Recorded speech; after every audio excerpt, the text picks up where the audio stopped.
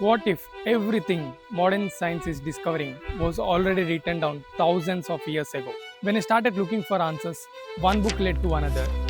Ancient texts, Puranas, philosophy, modern science. One written in Sanskrit by sages sitting under tree, and other written in equations by scientists in the laboratories. Different languages, different centuries, same reality. This is rhythm, the cosmic order, divine law underlying all universal existence. In every episode, one idea, one parallel between what our ancestors said thousands of years ago and what modern science is now proving. These are not direct proofs, they are patterns too precise to ignore.